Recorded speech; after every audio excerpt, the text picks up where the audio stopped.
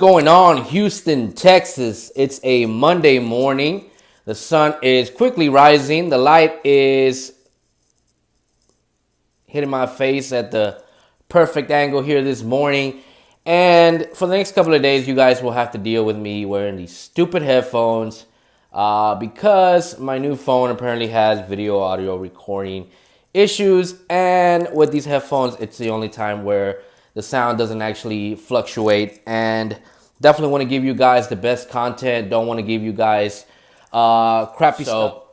Anyways, man, I noticed something new with the Houston Texans this weekend that actually went under the radar, and I don't think a lot of people are talking about. And I think it should be addressed because I think this is the new vision, the new method that the Texans are now taking with their organization. This is the I would say point of view that Cal McNair has been talking for the last couple of years. I think he had an interview one time with Sports 610, I want to say last year, where he was talking about all these different departments that they were creating. And in doing so, they were investing in certain things that would help this team win a ring. Why other teams don't need to do that to win a ring, that's a discussion of its own.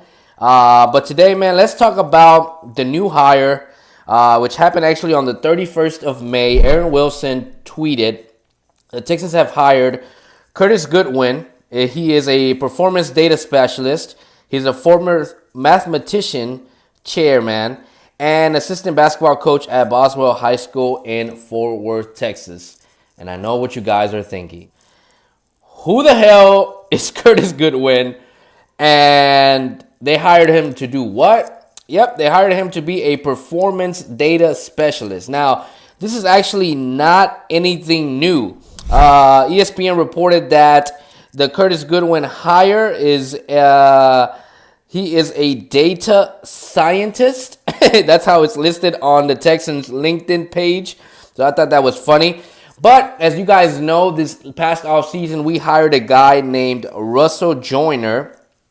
Joyner serves as the director of football information system for the Texans, and according to his job description with the Texans, Joyner, is serving as an instrumental role in the front office. So, I actually was talking to 503 Footballer. Shout out to him. If you guys are not following him on Instagram, you guys are missing out on breaking stuff. He's always on point, always trying to give the fans as much information as possible about the team. And, you know, follow him on Instagram. And I'll put his link up here. And you guys can go and get information if you wish to do so. Look, it's funny because me and him got into a conversation. He said, do you think this is a good hire? What do you think this is about?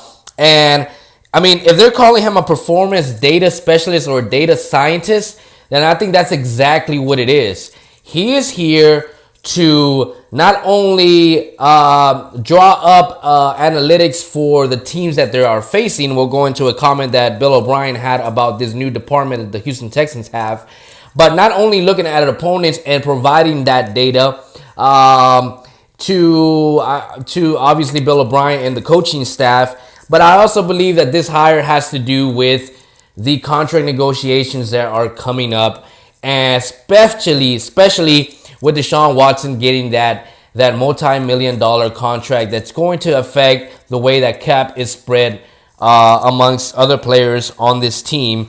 And I honestly believe that he will have a lot to do with analyzing players, basically bringing that to the table as a negotiation item to say, so-and-so, you know, we had a goal, you had these incentives, or, you know, in your position, the best player, let's say, got 20 sacks. Let's say if we were talking about a defensive end, or for a linebacker, 56 tackles for the season, and you only had 30. So it's a negotiation tool that I think is also part of why they've brought him in. But the other reason they brought him in is because This Joyner, that guy that is a director of football information systems, apparently went to school with him in Dallas, I believe.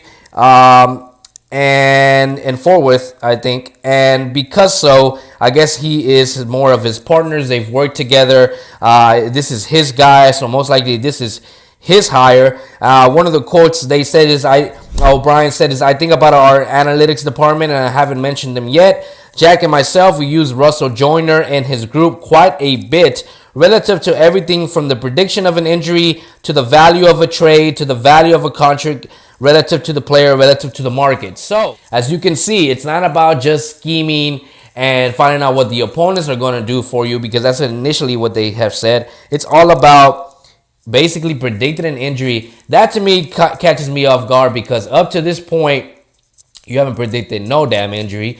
Will Fuller continues to get injured on you. QT got injured on you. Kahale Warren got injured on you. Tashawn Gibson got injured on you.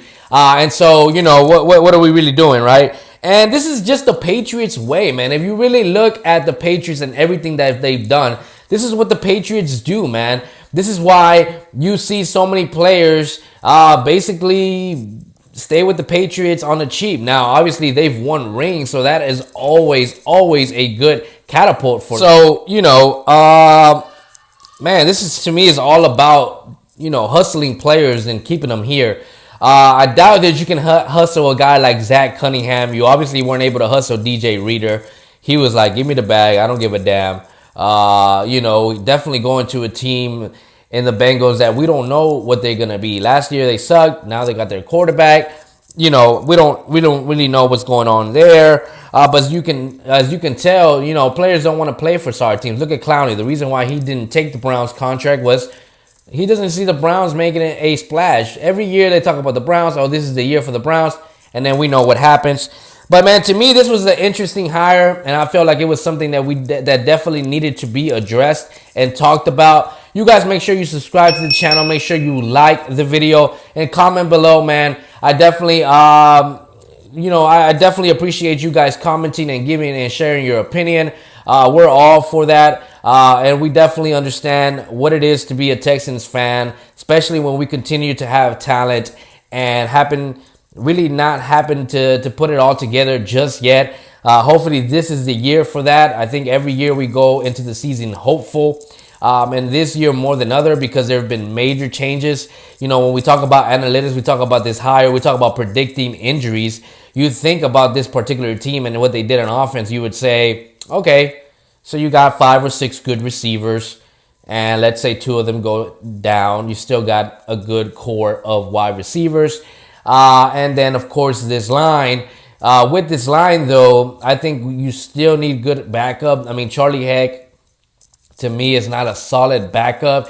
Clemente, to me, is not a solid backup. Greg Mance has had multiple concussions. We don't know him and what is going on with him. And who else do we have as a backup? Roderick Johnson, did we have him as a backup? Was he signed? I can't remember if we still have him on the roster. So interesting to see what they do at the lineman position, because as a result of what they've been preaching, which is this layers on layers label that they've given the organization and their depth. You definitely need depth at safety. You need depth at linebacker position. I would say also linemen. So with the $19 million in cap, I think actually footballers shared that Blacklock is not signed yet. Tim Jernigan is not signed yet. So I don't know how much that $19 million cap space affects it. It's definitely something to keep your eye on. And of course, this week, I think this is when the coaches will be allowed back in the building. Another thing to keep your eye on. But anyways, man, you guys take it easy. It is a fresh new week. Make something of your life. Have a purpose and go all in, baby. Go all in. Don't worry about what anybody got to say, baby. It's all about you. It's all about H-Town, baby. Let's get it.